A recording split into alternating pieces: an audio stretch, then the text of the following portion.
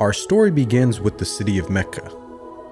It is said that when Adam and Eve were first expelled from paradise, the two were separated, with Eve having landed near the city of Mecca and Adam having landed somewhere in the Far East.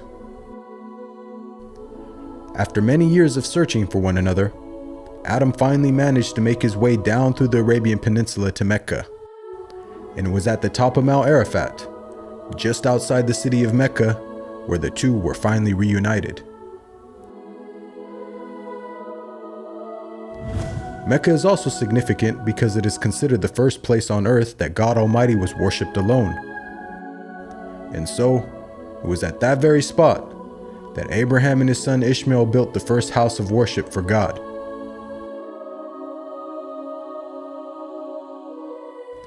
In honor of this, God Almighty had built in the heavens a similar structure for the angels. And it is said that every day, 70,000 angels come to that building to perform their prayers and then leave, intending never to return again.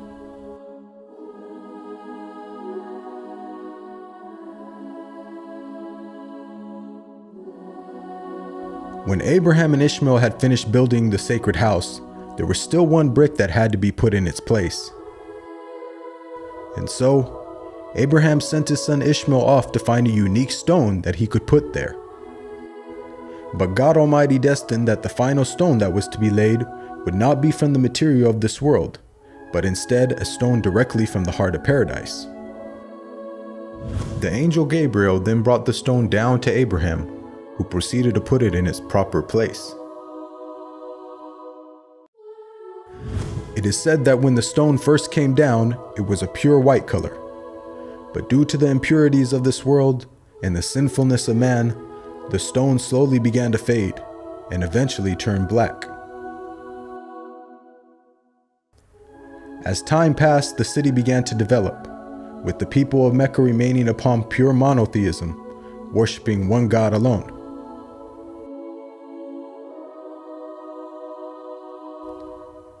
This despite the fact that their neighbors in Egypt, Mesopotamia, and the Levant had been practicing paganism for centuries. But this was all to change when a merchant by the name of Amr ibn Nuhay had decided to conduct his business outside of Mecca. Amr then proceeded to journey northwards until he reached the lands of Levant. There, Amr would witness for the first time things like modern architecture, advanced literature, and of course, the practice of paganism. Amr was so impressed by all that he had seen that before leaving, he asked if he could take one of the idols back home with him. The people agreed, and so Amr took the idol and placed it along with the other goods and merchandise in his caravan.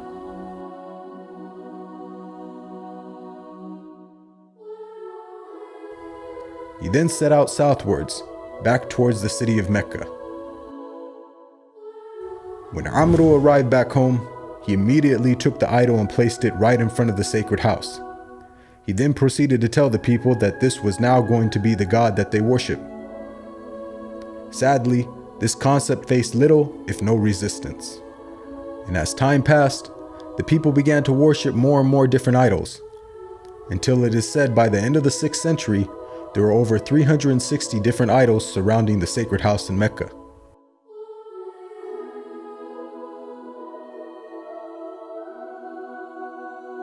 As the years passed and paganism became more prominent throughout the world, the people who still practiced monotheism knew that the coming of a new prophet was close at hand.